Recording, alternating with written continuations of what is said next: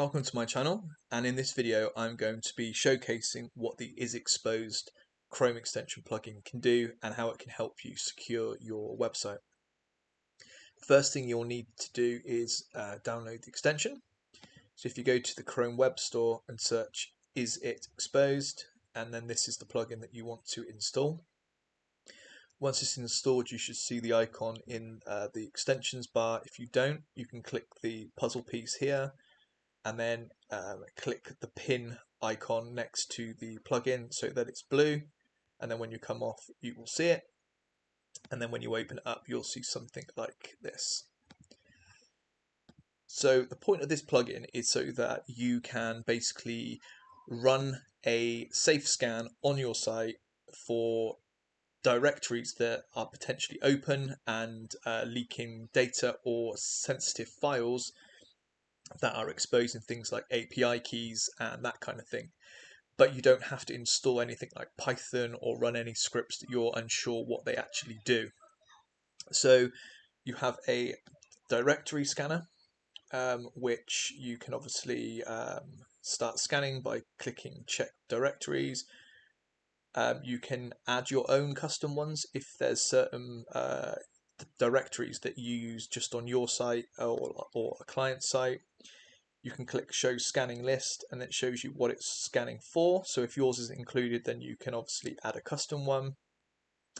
And then if you wanted to rescan, you can clear the results.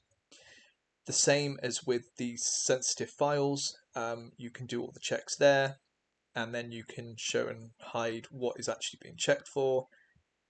And again, you can manage your custom files by adding in any custom files that your company or your clients use.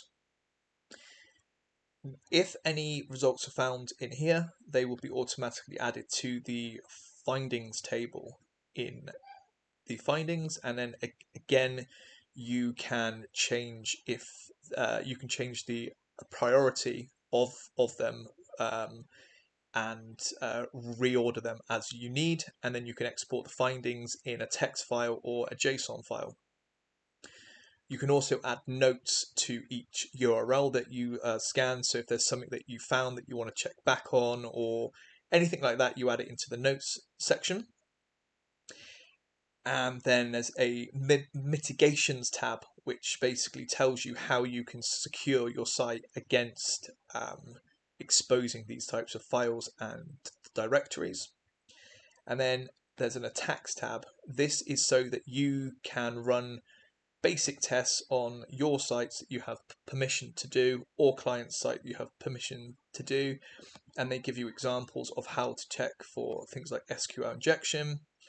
And then if you found an SQL injection, then you could go into the findings tab and then add it.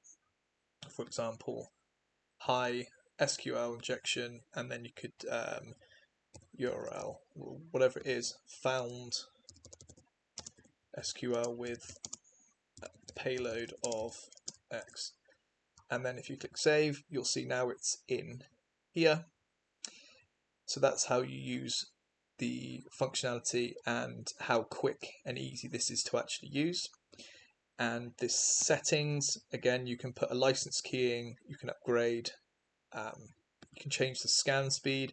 So if you want to avoid getting blocked by a WAF or something like that, you can put it on slow. If you're testing on your own server that you can whitelist your IP, for example, then you could put on fast. And then you've got your custom directories settings that you can add here.